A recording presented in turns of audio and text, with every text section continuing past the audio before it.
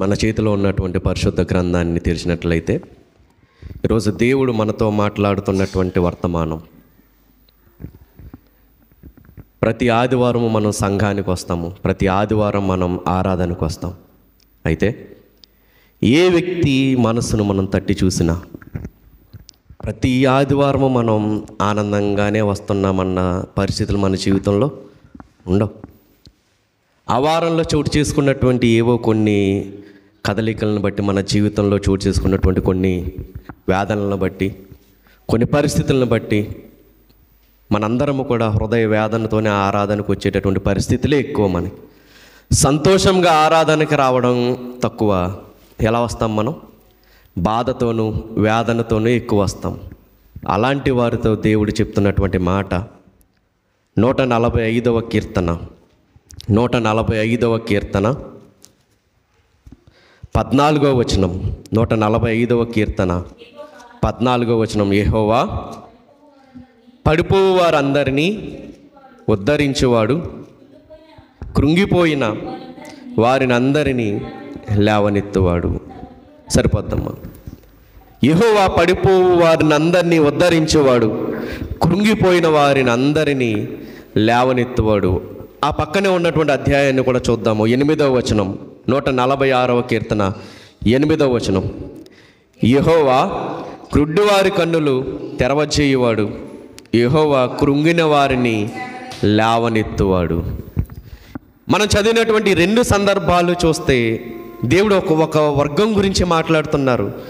ఎవరా వర్గం అంటే కృంగిపోయినటువంటి వర్గం. కృంగిపోయినటువంటి జీవితాలతో దేవుడు మాట్లాడుతున్నాడు. పడిపోయినటువంటి వారితో దేవుడు మాట్లాడుతున్నాడు. నేను నిన్ను ఉద్ధరిస్తాను, కృంగిపోయినటువంటి నిన్ను నేను లేవనెత్తుతాను. ఇది దేవుడు చెప్తున్నటువంటి వాగ్దానం.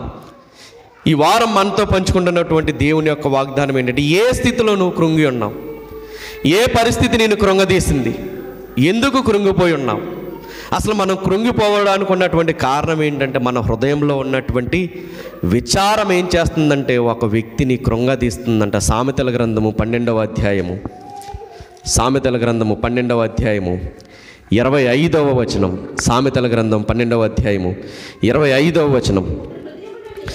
ఒకని హృదయంలోని విచారము దాన్ని కృంగచేయును, దయగల మాట దాన్ని సంతోషపెట్టును. ఒకని హృదయంలోని విచారం ఏం చేస్తుందంటే ఆ వ్యక్తిని కృంగదీసేస్తుందంట. ఏ వ్యక్తి జీవితాన్ని మనం తట్టి చూసినా ఒక్కొక్కరి జీవితంలో ఒక్కొక్క విచారం అనేది చోటు చేసుకుంటుంది.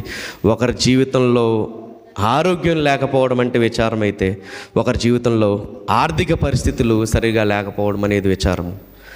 మరొకరి జీవితాన్ని చూస్తే ఆత్మీయ పరిస్థితి సరిగ్గా ఉండదు.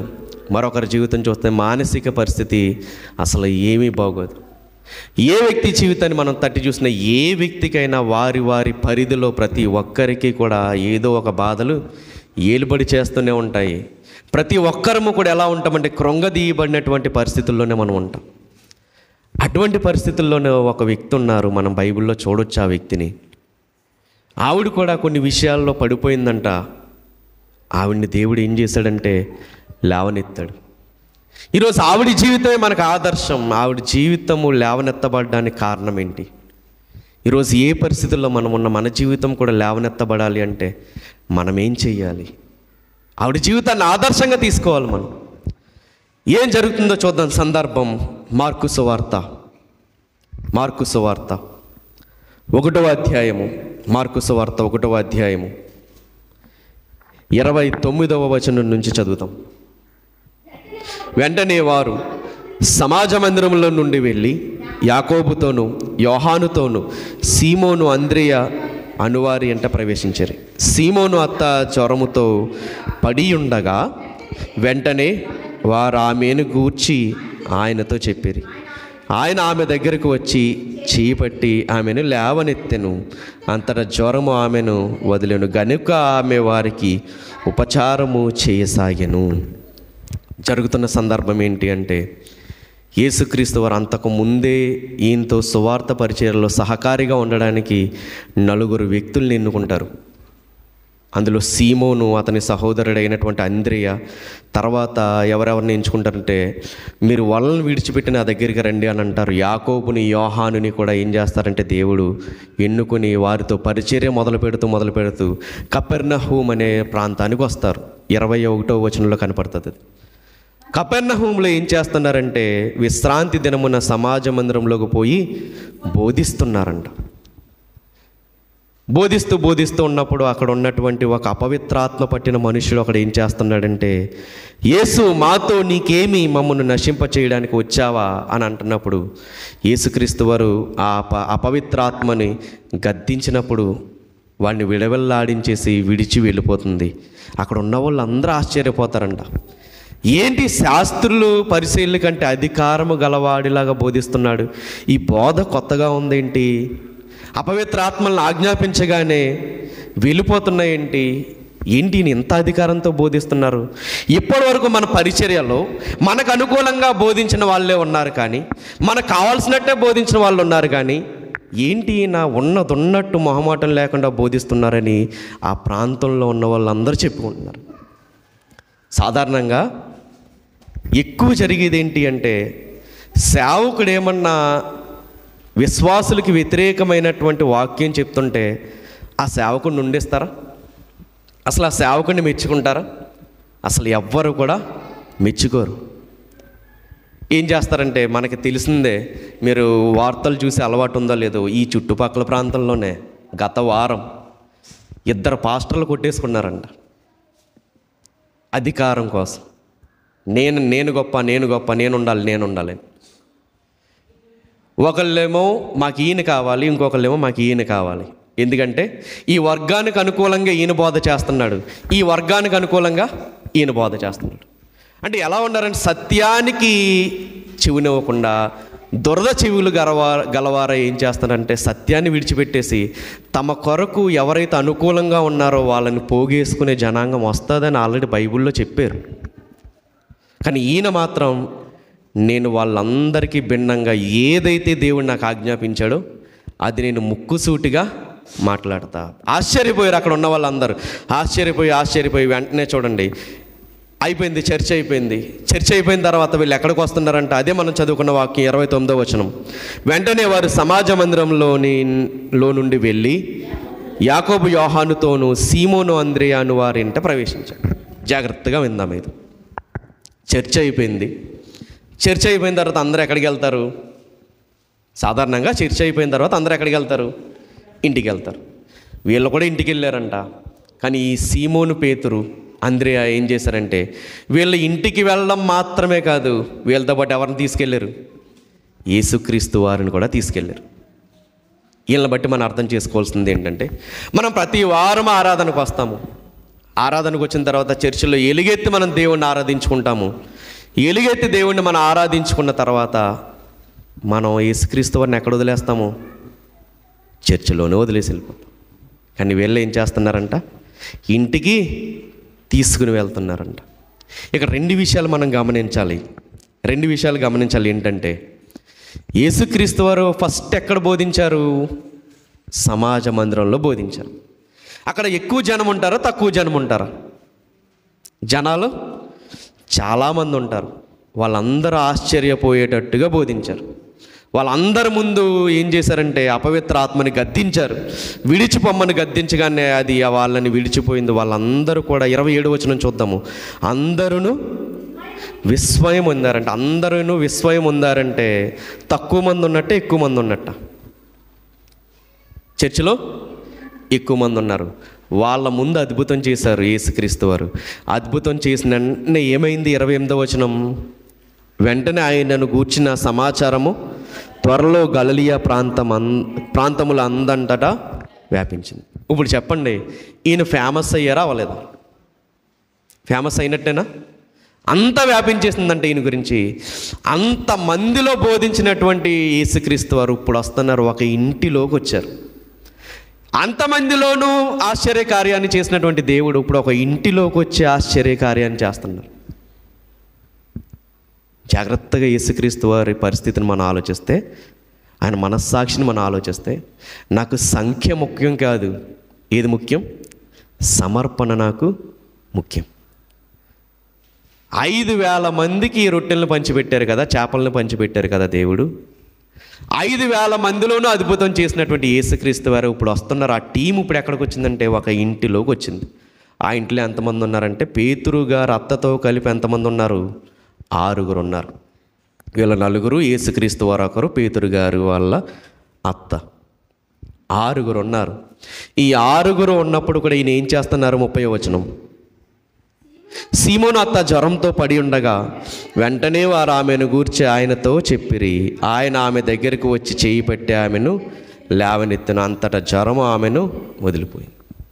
అంతకు ముందేమో జనం మధ్యలో అపవిత్రాత్మని గద్దించారు.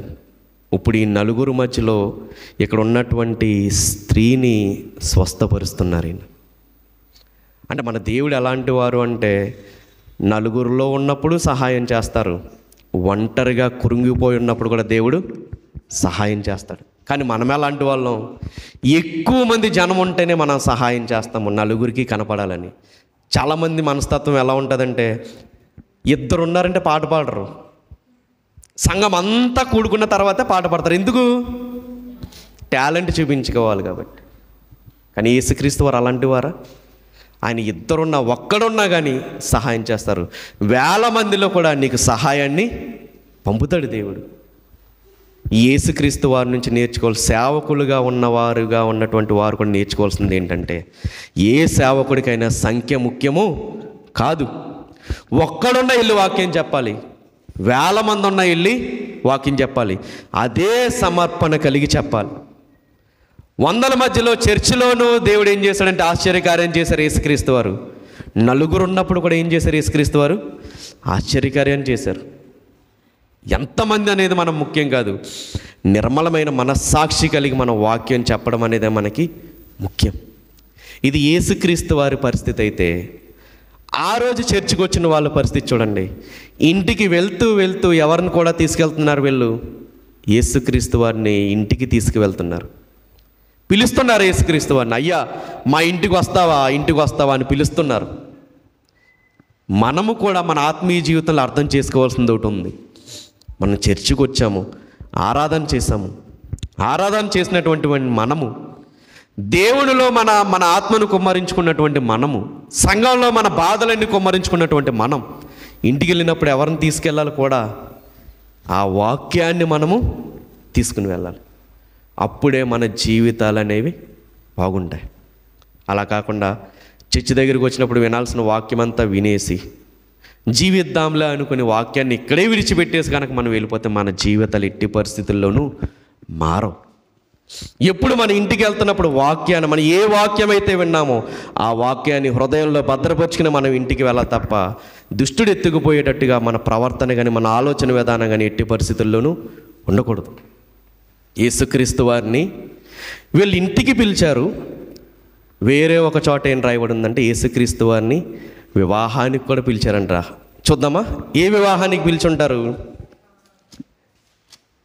యోహాను సువార్త 2వ అధ్యాయము చాలా జాగ్రత్తగా వినాలి.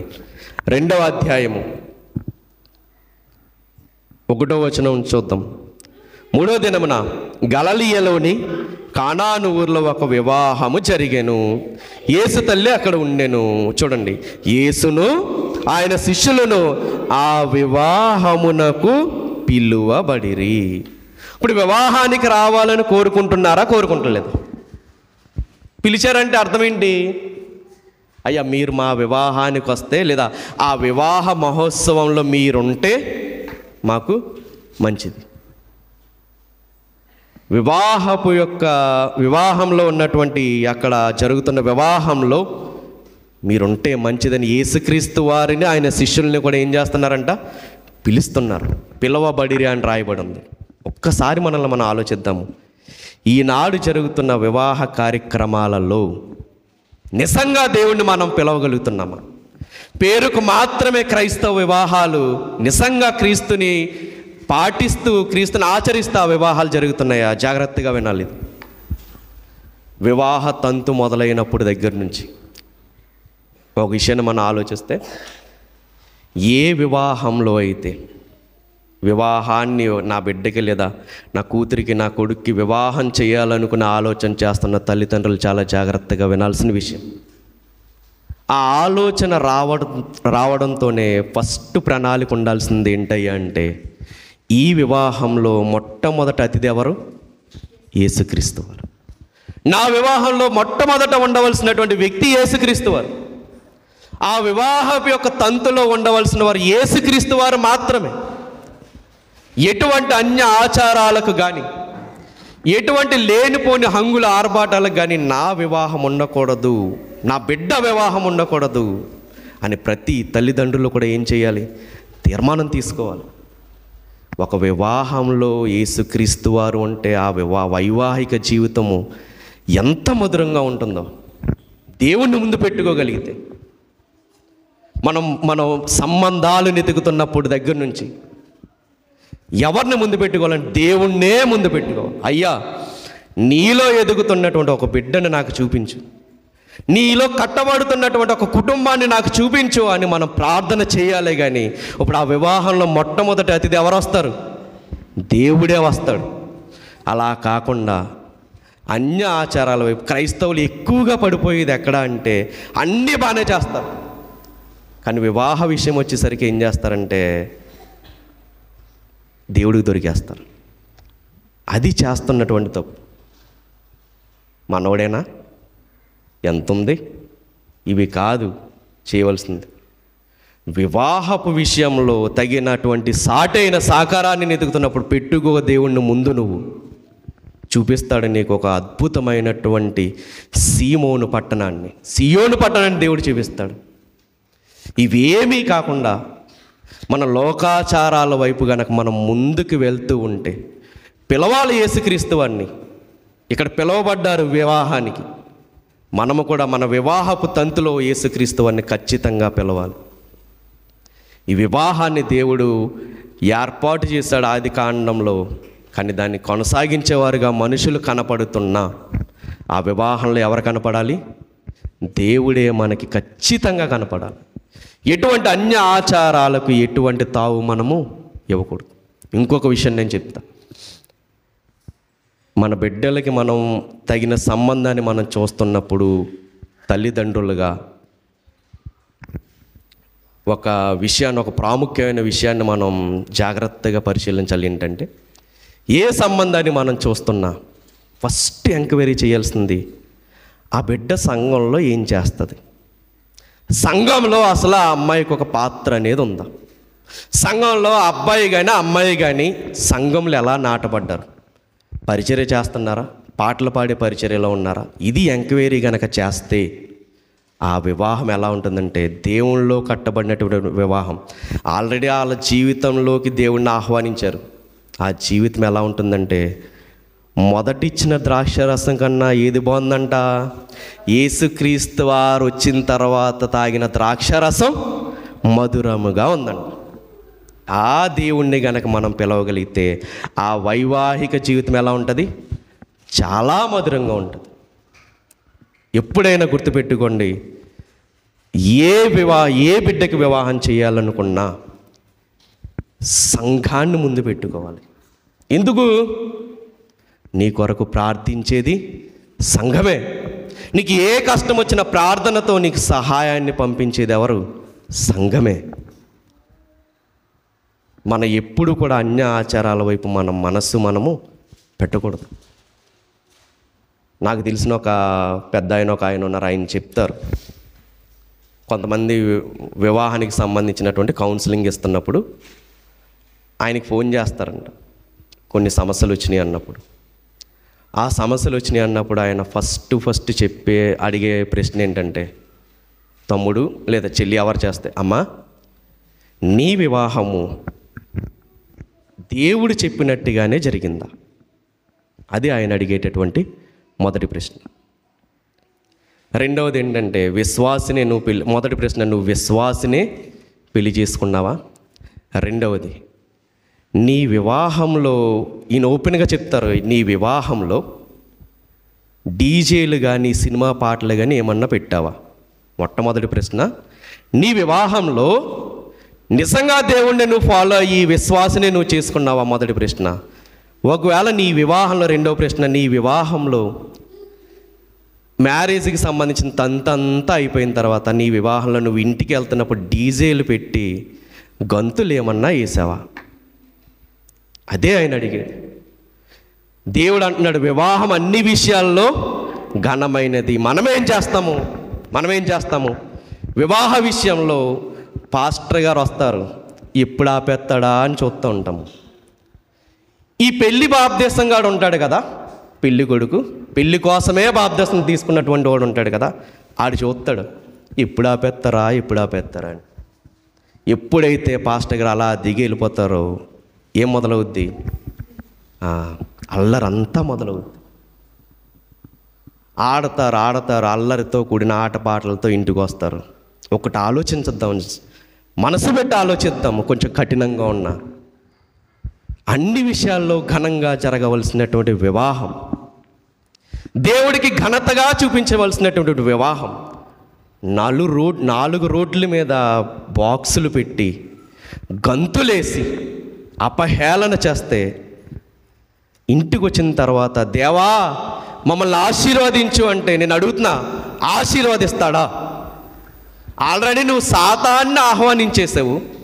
దేవా ఆశీర్వదించు అంటే ఆశీర్వదిస్తాడా దేవుడు? ఆశీర్వదించడు ఎట్టి పరిస్థితుల్లో. పైగా ఆదివారం నాడు చర్చికి వచ్చిన తర్వాత మంచిగా ముసిగేసుకుని 2 చేతులు పైకెట్టి ప్రార్థన చేస్తారు. ఇంతకేం ఉపయోగం?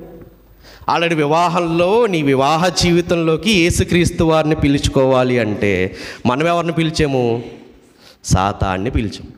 లేనిపోని చెయ్యొద్దన్నటువంటి అల్లరితో కూడిన ఆటపాటలు పెట్టి ఒక క్రైస్తవ కుటుంబంగా మనం తీసుకోవాలి తీర్మానం, నా బిడ్డ వివాహంలో ఎటువంటి సినిమా పాటలు కానీ, ఎటువంటి అల్లరితో కూడిన ఆటపాటలు కానీ జరగకూడదు అనే తీర్మానం తీసుకోవాలి. కానీ ఆ వివాహ జీవితం ఉంటుంది. చెప్పబడింది కదా ఇక్కడ, ద్రాక్షరసం ఎలా ఉందంట? మధురమైపోయిందంట. వివాహపు ముందు ఒకలా ఉంటుంది జీవితం. నిజంగా దేవుణ్ణి పెట్టుకుని వివాహం గనక చేస్తే వివాహం తర్వాత మారిపోతుంది జీవితం. లేరా? వినలేదా మనం సాక్ష్యాలు? పెళ్ళయిన తర్వాత నా జీవితం బాగుందండి, పెళ్ళయిన తర్వాత కలిసి వచ్చి, ఎలా కలిసి వస్తుంది? ఇవన్నీ పాటించడం వల్ల కలిసి వస్తుంది. దానికి మనం పెట్టిన పేరు ఏంటంటే అదృష్టం అని మనం పెట్టుకుంటాం. కానీ అదృష్టం కాదది, దేవుని యందు ఉన్నటువంటి నిబద్ధత, దేవుడి వాక్యానికి మనం ఇచ్చినటువంటి గౌరవం. ఒక వ్యక్తిని ఏం చేస్తుందంటే, మ్యారేజ్కి ముందు ఎన్ని మాటలన్నా పడినాయి, మ్యారేజ్ తర్వాత ఏం చేస్తారంటే ఆ వ్యక్తికి గౌరవాన్ని తీసుకొస్తుంది. మన ఇంట్లో ఏ కార్యక్రమం పెట్టుకున్నా కానీ మొట్టమొదట ఎవరిని ఆహ్వానించాలి? దేవుణ్ణి, యేసుక్రీస్తు వారినే మనం ఆహ్వానించాలి. ఎటువంటి అన్య ఆచారాలకి మనము తావు ఇవ్వకూడదు. ఇది చేయాలి, ఇది చేయాలి, అది చేయాలని చెప్తారు. ఏది చేయకూడదు. వాక్యం ఏం చెప్తుందో అదే చేయాలి. వైవాహిక జీవితంలోకి దేవుణ్ణి మనం ఆహ్వానించాలి. ఆరాధన అయిపోయిన తర్వాత మనం ఇంటికి వెళ్ళేటప్పుడు మనం ఆహ్వానించుకోవాలి దేవుణ్ణి. అట్ ద సేమ్ టైం వివాహపు తంతులో కూడా ఎవరిని ఆహ్వానించాలి? దేవుణ్ణి మనము ఆహ్వానించాలి. ఇప్పటివరకు మనం తెలియకో మనం చేసినటువంటి పొరపాట్లు ఏమన్నా ఉంటే దేవుడు వాక్యం చెప్తుంది, అటువంటివి ఎవరన్నా చెయ్యాలని ప్రేరేపిస్తే ఎలా చెప్పాలంట? యేసుక్రీస్తు వరకు ఒక నేచర్ ఉందంట, నిర్మోహమాటస్తుడంట ఆయన. అంటే ఏంటి? అయ్యి బాబోయ్ చేయకపోతే ఏమన్నా అనేసుకుంటారేమో అని అనుకుంటాడు ఆయన. నువ్వు ఎన్నను దేవుడు నాకు ఏది ఆజ్ఞాపించాడో అదే చేస్తా. పిల్లల చదువు విషయంలో కూడా వాళ్ళని స్కూల్కి పంపేటప్పుడు కూడా వాళ్ళ జీవితంలోకి ప్రార్థన ద్వారా దేవుని మనం ఆహ్వానించి మనము పంపగలిగితే వాళ్ళ జీవితం ఎలా ఉంటుందంటే మధురంగా మారిపోతుంది. అసలు నేను అడుగుతున్నా, అప్పటి వరకు మనం చదివింది ఏంటంటే దేవుడిని ఆహ్వానించాలి, దేవుడిని ఆహ్వానించాలి, దేవుడు మన జీవితంలో ఉండాలి, వైవాహిక జీవితంలో ఉండాలి. ఉంటే ఏంటి లాభం? యేసుక్రీస్తు వారు భార్యాభర్తల మధ్య ఆ వైవాహిక జీవితం మధ్యలో దేవుడే అధిపతిగా ఉంటే ఏం జరుగుతుంది? ఒక కుటుంబంలో ఆదివారం ఆరాధన అయిన తర్వాత మనం ఇక్కడ నుంచి యేసుక్రీస్తు వారిని మన గృహంలోకి తీసుకుని వెళ్తే ఏం జరుగుతుంది? పాత నిబంధనలో ఏం జరిగిందో మనం చూద్దాం ఒకసారి. 2వ సమూయేలు గ్రంథం రెండవ సమూయేలు గ్రంథం 6వ అధ్యాయము, 2వ సమూయేలు గ్రంథం 6వ అధ్యాయము 11వ వచనము. సమూయేలు 2వ గ్రంథము. యెహోవా మందసము 3 నెలలు హిత్తీయుడగు ఓబేదేదు ఇంటిలో ఉండగా యెహోవా ఓబేదేదును అతని ఇంటి వారందరినీ ఆశీర్వదించెను. సరిపోతాం. ఏంటంటే ఇక్కడ సందర్భం,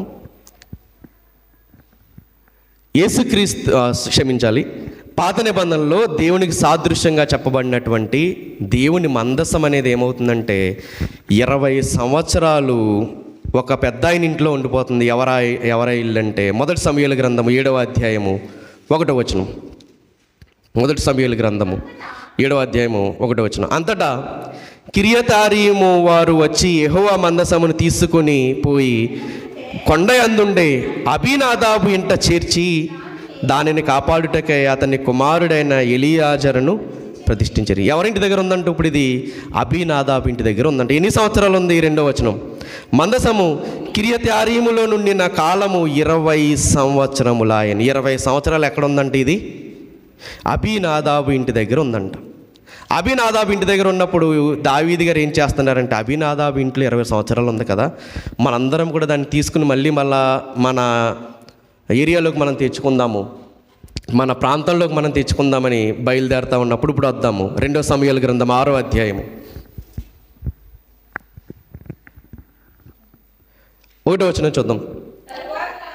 తర్వాత దావీదు ఇశ్రాయేలీల్లో 30,000 మంది శూరులను సమకూర్చుకొని బయలుదేరి కెరూబుల మధ్య నివసించు సైన్యములకు అధిపతియగు యెహోవాను తన నామం పెట్టబడిన దేవుని మందసమును అచ్చడి నుండి తీసుకుని వచ్చుటకై తన యొద్దనున్న వారందరిలో కూడా బాయిలా యెహూదాయులో నుండి ప్రయాణమాయను. తీసుకొస్తానికి బయలుదేరుతున్నప్పుడు చూడండి 3వ వచనం లాస్ట్ మాట. అబీనాదాబు కుమారులకు ఉజ్జియాను అహ్యోనును కొత్త బండిని తోలిరు. ఇప్పుడు ఎవరు తోలుతున్నారంటే అబీనాదాబు ఇంటివారు ఆ కుమారులు ఏం చేస్తున్నారంటే బండిని తీసుకుని వస్తున్నారు.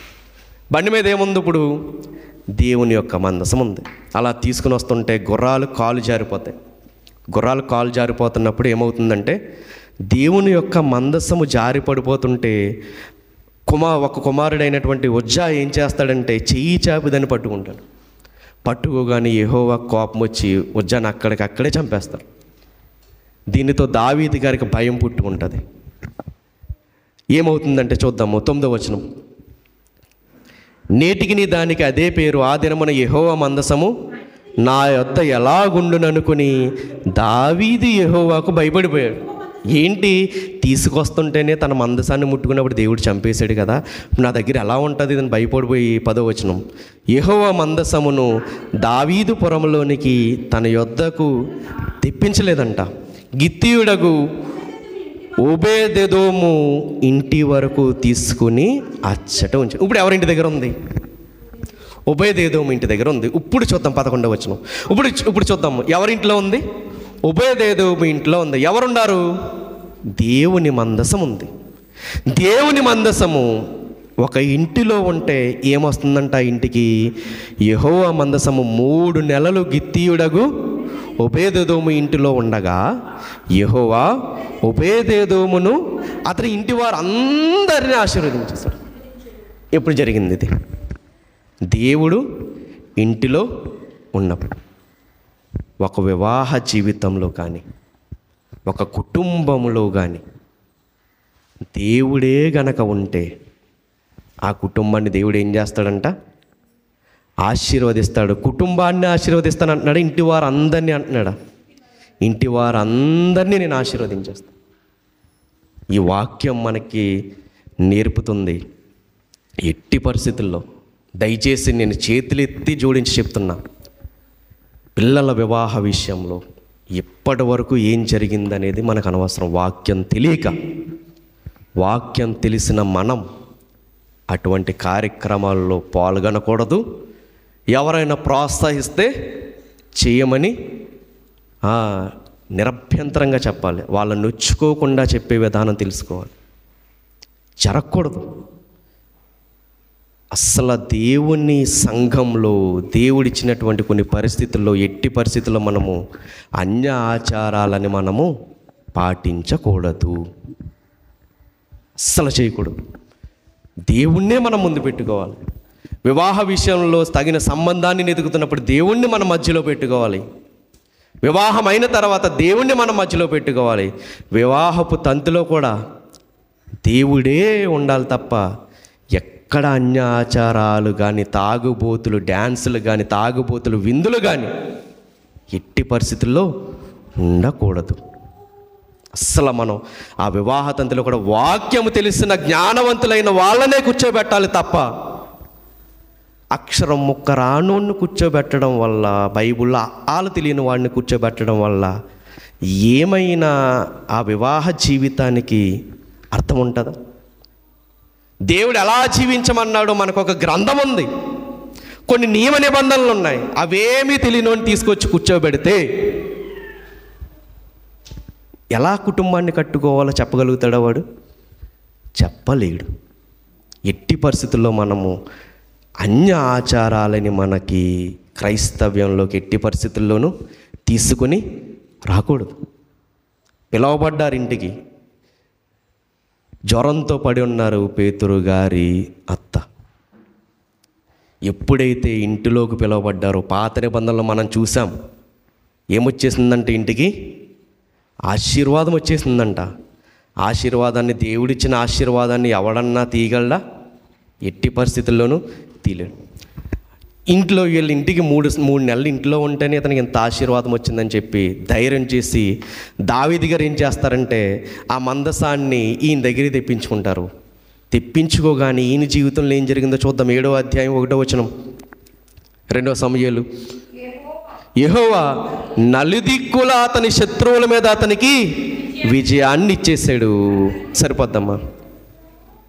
17వ వచనం ఒకసారి చూద్దాం, ఇది బాగా అర్థం కావడానికి. 6వ అధ్యాయం 17వ వచనం. వారు యెహోవా మందసమును తీసుకొని వచ్చి గుడారము మధ్యను దావీదు దాని కొరకు ఏర్పరిచిన స్థలమున ఉంచగా, దావీదు దహన బలులను, సమాధాన బలులను యెహోవా సన్నిధిని అర్పించిన. ఇప్పుడు ఎక్కడికి వస్తుంది దేవుని మందసము? దావీదు గారి దగ్గరికి వస్తుంది. ఎప్పుడైతే దావీదు గారి దగ్గరికి వచ్చేసిందో 7వ అధ్యాయం 1వ వచనంలో చూడండి ఏం జరుగుతుందంటే, ఆయనకి నలుదిక్కుల అతని శత్రువుల మీద అతనికి విజయం అనేది ఇచ్చాడు. నెమ్మదిని కలగజేశాడు. సరిపోద్దాం, నెమ్మదిని కలగజేస్తాడు. ఈరోజు ఆరాధన, ప్రతి ఆదివారం ఆరాధనకు వస్తున్నాము. నిజంగా దేవుణ్ణి మనం ఇంటికి తీసుకు వెళ్ళగలుగుతున్నామా? ఇంటికి గనక తీసుకుని వెళ్తే ఏ బాధతో అయితే ఈరోజు నువ్వు వచ్చావో, మనం వచ్చామో, ఇక్కడ నుంచి వాక్యాన్ని కనుక మనం తీసుకుని వెళ్తే ఏమొస్తుందంటే మన కుటుంబానికి నెమ్మది, శాంతి, సమాధానాలు వస్తాయి. ఇంటికి ఆహ్వానించారు. చూద్దాం, మళ్ళీ వద్దాం మార్కు సువార్తలోకి. ఇంటికి ఆహ్వానించారు. 1వ అధ్యాయంలో, మార్కు సువార్త 1వ అధ్యాయము 30వ వచనం. వాళ్ళు ఇంటి ప్రవేశించిరి. సీమోను అత్త జ్వరముతో పడి ఉండగా వెంటనే వారు ఆమెను గూర్చి ఆయనతో చెప్పారు. ఎవరి గురించి ఎవరితో చెప్పారు?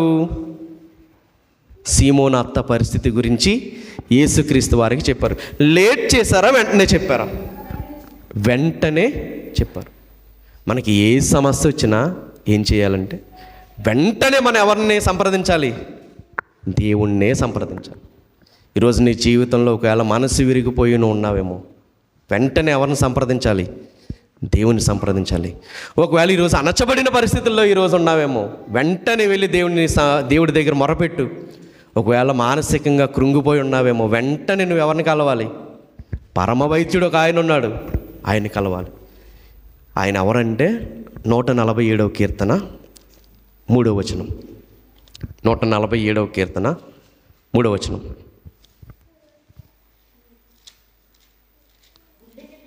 గుండె చెదరిన వారిని ఆయన బాగు చేయవాడు, వారి గాయములను కట్టువాడు.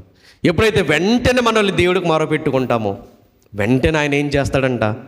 గుండె చెదిరిన వాళ్ళని బాగు చేసేస్తాడంట, గాయాలని కట్టేస్తాడంట. నీకు కలిగిన సంకటములు ఏవైతే ఉన్నాయో వాటన్నిటిని దేవుడు ఏం చేస్తాడు? కుదురుస్తాడు. వాటన్నిటిని తీసివేస్తాడు. ఏ కష్టం వచ్చినా ఏమాత్రం ఆలోచించొద్దు. ఎవరిని కలవాలి? వెంటనే దేవుణ్ణి కలవాలి. ఏ చెడు వార్త నిన్ను ఈరోజు నీ చెవిన పడినా వెంటనే మోకాళ్ళు వేసి, దేవా ఒక చెడు వార్త నా చెవిన పడింది, దాని నుంచి నువ్వు విడుదల కలగజేస్తావా అని మనం ప్రార్థన చేయాలి. ఒకవేళ చదువుకుంటున్న నీకు ఒకవేళ చదివింది గుర్తుండట్లేదా? ఎవరిని కలవాలి? దేవుని కలవాలి. జ్ఞానం లేదని ఒకవేళ బాధపడుతున్నావా, ఎలా తెలివిగా ప్రవర్తించాలో తెలియట్లేదని బాధపడుతున్నావు, వెంటనే అడగాలి. చూద్దాం ఒకసారి యాకోబు గారు రాసిన పత్రిక 1వ అధ్యాయము. యాకోబు గారు రాసిన పత్రిక 1వ అధ్యాయము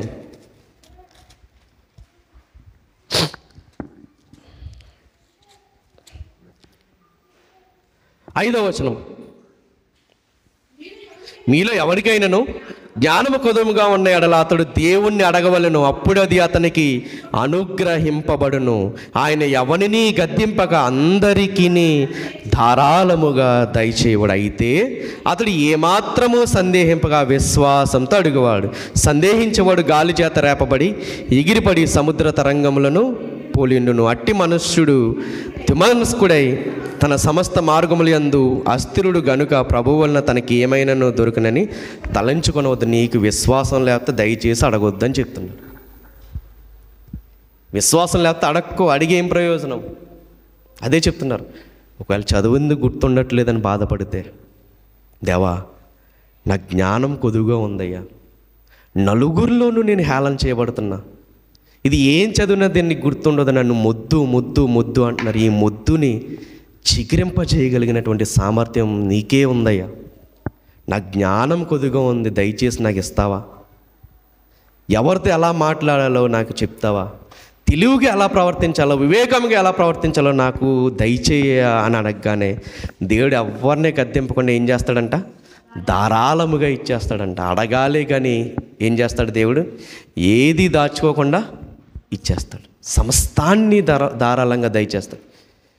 ఏ ప్రాబ్లం ఈరోజు నీకు వచ్చింది, ఏ బాధని నిలుబడి చేస్తుంది, ఆలోచన ఇయ్యయ్యా, నాకు ఈ ప్రాబ్లం నుంచి, కష్టం నుంచి ఎలా గట్టెక్కాలో నాకు ఆలోచన ఇస్తావా అని అడుగుతున్నారు. అడిగారు వీళ్ళు. యేసుక్రీస్తు వారిని వచ్చి చెప్తున్నారు. మళ్ళీ వద్దాం మార్కు సువార్తలోకి 30వ వచనం. పడి ఉండగా వెంటనే వారు ఆమెను గూర్చి ఆయనతో చెప్పిరి. మార్కు సువార్త 1వ అధ్యాయము 30వ వచనం. సీమోను అత్త జ్వరంతో పడి ఉండగా వెంటనే వారు ఆమెను గూర్చి ఆయనతో చెప్పిరి. ఒక విషయం చూద్దాం. సమస్తాన్ని ఎరిగినటువంటి ఆయనకి చెప్పాల్సిన అవసరం ఉందా? మరి అదేంటి ఇక్కడ చెప్పారని రాయించారు? చెప్పిన తర్వాత ఈయన ఇక్కడికి వెళ్ళి ఆమె చేయి పట్టుకుని ఆమెను లేవనెత్తారని రాయించారు. ఇదే సందర్భాన్ని మత్తయి సువార్తలో రాస్తున్నారు. చూద్దాం ఒకసారి 8వ అధ్యాయము 14వ వచనం. ఇదే సందర్భం. మత్తయి సువార్త 8వ అధ్యాయము. తరువాత యేసు పేతురింటిలో ప్రవేశించి జ్వరముతో పడి ఉన్న అతని అత్తను చూశారంట. ఆమె చేయి ముట్టగా జ్వరం ఆమెను విడిచింది. ఇక్కడ ఎవరన్నా వచ్చి చెప్పారా ఆయనకి? చెప్పలేదు. ఏంటి అక్కడ ఒకలాగా ఇక్కడ ఒకలాగా రాయబడింది? ఏంటంటే దీని అర్థం ఏంటంటే, మన పరిస్థితులన్నీ దేవుడికి ఆల్రెడీ తెలుసు. కానీ మనం అడగాలని దేవుడు ఏం చేస్తాడు? చూస్తాడు. అడిగిన వెంటనే దయచేస్తాడు. ఒక్కొక్కసారి మనం మర్చిపోయిన వాటిని కూడా దేవుడు ఏం చేస్తాడు? దయచేస్తాడు. అయ్యో ఈ బిడ్డ నన్ను అడగడం మర్చిపోయింది అని దేవుడు దయచేస్తాడు. అడిగితేనే ఇచ్చే దేవుడు కాదు, మనకు అవసరతను గుర్తించి దేవుడు ఏం చేస్తాడు? ఇచ్చేటటువంటి దేవుడు. ఆ సీమోను అత్త జ్వరంతో పడి ఉన్నదని చూసారు వెళ్ళిన. సమస్తాన్ని దేవుడు చూస్తాడు. మనం అడిగి పొందుకోవడంలో ఒక అద్భుతమైనటువంటి ప్రణాళిక ఉంటుంది. ఒక్కొక్కసారి మనం అడగడం లేట్ అయ్యి, మన అడగడంలో విశ్వాసం లేకపోతే మనకి వచ్చి ఏమవుతాయి? లేట్ అవుతాయి. కానీ దేవుడు మాత్రము మనకి ఏది అవసరం అది ఖచ్చితంగా మన జీవితంలో చేస్తాడు. దేవుడు మన పరిస్థితులను చూస్తున్నటువంటి దేవుడు ఏమాత్రము మనల్ని చెయ్యి విడువడు. 31వ వచనం చూద్దాం. ఆమె స్వస్థత పొందుకున్న తర్వాత ఆమె ఏమి చేసింది? మార్కు సువార్త 1వ అధ్యాయము 31వ వచనం. ఆయన ఆమె దగ్గరకు వచ్చి చేయి పట్టి ఆమెను లేవనెత్తను. అంతటా జ్వరము ఆమెను వదిలేను గనుక ఆమె వారికి ఉపచారము చేయసాగను. ఏం జరుగుతుంది? స్వస్థత జరిగిన తర్వాత చేయి పట్టుకుని లేపారు. పడి ఉండగా 30వ వచనంలో జ్వరంతో పడి ఉందంట. ఈయన ఏం చేశారు? ఈ దేవుడు చేయి పట్టి ఆమెను లేవనెత్త. జ్వరంతో పడి ఉన్న ఆమెను చేయి పట్టి లేవనెత్తగానే జ్వరం ఏమైందంట? విడిచి వెళ్ళిపోయింది. ఈరోజు ఆవిడ జీవితంలో జ్వరంతో పడి ఉందేమో. ఈరోజు మన జీవితంలో ఏ విషయంలో మనం పడిపోయి ఉన్నాం? ఆత్మీయంగా పడిపోయి ఉన్నామా? ఆర్థిక పరిస్థితుల్లో చిన్నాభిన్నమై కూలిపోయి పడిపోయిన పరిస్థితుల్లో ఉన్నామా? ఆరోగ్యం క్షీణించి అనారోగ్యంలో పడిపోయి ఉన్నామా? ఎవరినైనా దేవుడు చేయి పట్టుకుని పైకి లేపడానికి దేవుడు సామర్థ్యం కలిగినవాడు. ఈవిడ పైకి లేచిన తర్వాత ఇప్పుడే కదా నాకు ఓపిక వచ్చింది, ఒక గంట పడుకున్న తర్వాత లేద్దాంలే అని అనుకుందా. ఏం చేసిందంట? వెంటనే ఏం చేసిందంట? ఆమె వారికి ఉపచారము చేయసాగింది. ఎవరైతే యేసుక్రీస్తు వారితో వచ్చారో వాళ్ళందరికీ కూడా ఈమె ఏం చేస్తుంది? ఉపచారం చేస్తుంది. ఉపచారం చేస్తుంది అంటే దేవుడి దగ్గర నుంచి జాగ్రత్తగా వినాలి. దేవుడి దగ్గర నుంచి మెప్పు పొందుకున్న ఈమె ఖాళీగా ఉందా? ఏం చేస్తుంది? నాకు ఆరోగ్యాన్ని ఇచ్చినటువంటి దేవుడికి నేను ఏం చెయ్యాలి? నా కుటుంబ పరిస్థితులను చక్కదిద్దినటువంటి నా దేవుడికి నేనేం చేయాలి? సాధారణంగా ఇక్కడ మనం పొరపడే అవకాశం ఏంటంటే, నాకు దేవుడు ఇచ్చేసాడు కదా, కానుక అడుగుతున్నాడేమో అని అనుకుంటాం. కృతజ్ఞతను దేవుడు అడుగుతున్నాడు. ఏంటా కృతజ్ఞత అంటే? నలుగురిలో ఎలుగెత్తి ఆయన గురించి చెప్పడం. అదే పేజీ మనం తిరిగేస్తే కుష్ఠరోగి ఒక ఆయన ఉంటారు. నీకు ఇష్టమైతే నేను శుద్ధుడిగా చెయ్యి అని అంటారు 40వ వచనంలో. శుద్ధుడిగా చేసిన తర్వాత 45వ వచనంకి వచ్చేసరికి వాడు వెళ్ళి దానిని గూర్చి విస్తారముగా ప్రకటిస్తున్నాడంట. దేవుడు మన జీవితంలో ఏ కార్యం చేసినా, ఏ గొప్ప కార్యం చేసినా ఖచ్చితంగా మనం దేవుడికి కృతజ్ఞత మనము చెల్లించాలి. నిన్ను ఆశీర్వదించినటువంటి దేవుణ్ణి నలుగురికి పరిచయం చేసేటటువంటి పరిస్థితుల్లో ఎవరు ఉండాలి? మెప్పు పొందుకున్న వాళ్ళు ఉండాలి. మనల్ని ఆశీర్వదించి మనల్ని ఒక వృద్ధిలోకి తీసుకొచ్చిన దేవుడికి మనమేం చేయగలుగుతున్నాం? దేవుడు ఏం చేయమంటున్నాడు? ఉపకారాన్ని మనం ఎప్పుడు కూడా మర్చిపోకూడదు. పైగా దేవుడు చేసిన దాన్ని అసలు మనము మర్చిపోకూడదు. దేవుడికి ఎల్లవేళలా కృతజ్ఞతాస్తుతులు మనము చెల్లించేవారిగానే ఉండాలి. కానీ మనమేం చేస్తాము? ఆశీర్వదించిన దేవుణ్ణి మనం పక్కన పెట్టేస్తాము. అన్నీ బాగుండగానే మనకి ఎవరు గుర్తు వస్తారు? మన చుట్టూ ఉన్న వాళ్ళు గుర్తు వస్తారు. కానీ మొట్టమొదటి గుర్తు రావాల్సింది ఎవరు? దేవుడు మనకు గుర్తు రావాలి. ప్రకటించాలి దేవుణ్ణి. ఆ ప్రకటించడానికి సహకరించాలి. మన స్తోమత ఉంటే మన ఇంటి దగ్గర మీటింగ్ పెట్టించుకుని నలుగురికి దేవుడిని మనం పరిచయం చేయాలి. లేదా సేవ చేస్తున్న వాళ్ళకి దేవుడి నిన్ను ఒకవేళ ఆశీర్వదిస్తే, నీకు ఒకవేళ మంచి వంట చేయగలిగిన సామర్థ్యం దేవుడు నీకు ఇచ్చాడని ఏం చేయాలి? అది దేవుడి పని కొరకు దాన్ని ఖర్చు చేయాలి. ఒకవేళ దేవుడు నిన్ను ఫైనాన్షియల్గా ఆశీర్వదిస్తే సేవ చేస్తున్న వాళ్ళకి నువ్వేం చేయాలి? సహకరించాలి. ఒకవేళ దేవుడు నీకు మంచి నేర్పరితనం ఇచ్చాడు, మంచి స్వరం ఇచ్చాడు, ఏం చేయాలి? ఆ స్వరంతో దేవుణ్ణి స్తుతించాలి. ఉపచారము చేస్తున్నారంట ఎవరు? మేలు పొందుకున్నటువంటి ఆమె. మేలు పొందుకున్నటువంటి ఆమె దేవునికి కృతజ్ఞతాస్తుతులు చెల్లించడంలో ఏమాత్రము వెనుతీయట్లా. ఈ సీమోను పేతురు అత్త మనకు నేర్పుతున్నటువంటి పాఠం. ఎప్పుడైతే రోగంతో మంచాన పడి ఉందో, దేవుడు స్వస్థత ఇవ్వగానే ఏమాత్రం ఆలోచించకుండా ఏం చేస్తుంది? దేవుడికి ఉపచారము చేస్తుంది. ఈరోజు మనం ఆలోచించుకోవాలి, ఎన్ని దేవుడు మన జీవితంలో ఆశ్చర్య కార్యాలు చేశాడు, ఎన్నిటికి మనం కృతజ్ఞతాస్తుతులు దేవుడికి మనము చెల్లించుకున్నాం. చాలామంది చేసే పొరపాటు ఏంటంటే, అనారోగ్యం రాగానే దేనివల్ల వస్తుందో ఒక అవగాహన వస్తుంది. ఒకవేళ తాగుడు వల్లే వచ్చిందనుకోండి, తాగుడు వల్ల వచ్చినప్పుడు అప్పుడు గుర్తు వస్తుంది ప్రాణం పోయే పరిస్థితులు. దేవా, నన్ను బ్రతికిస్తే ఈ తాగుడు నుంచి నేను దూరం ఉంటాను. కొంతమంది విపరీతంగా తినే అలవాటు ఉంటుంది. దేవా, ఇంకో నాకు ఈ గ్యాస్ట్రిక్ నుంచి విడుదల కలగజేస్తే నేను తిండిని లిమిట్గా తింటాను. కొంతమందికి విపరీతంగా తిరిగే అలవాటు ఉంటుంది. ఎప్పుడైతే దేవుడు ఒక్క దెబ్బ వేసాడో, దేవా నన్ను బ్రతికిస్తే నేను అనవసరంగా తిరగడం ఆపేస్తాను అని అనుకుంటాము.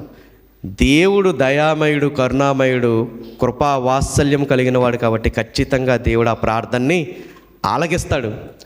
ఆలకించిన వెంటనే ఆయనకి స్వస్థత ఇచ్చారనుకో, ఏం మర్చిపోతాడు? ఎలాగైతే ప్రాణాపాయ స్థితిలో ఉన్నప్పుడు దేవుడికి వాగ్దానం చేసుకుంటాడో దాన్ని మర్చిపోతాడు. నా కల్లారా బోల్డ్ మందిని చూసా.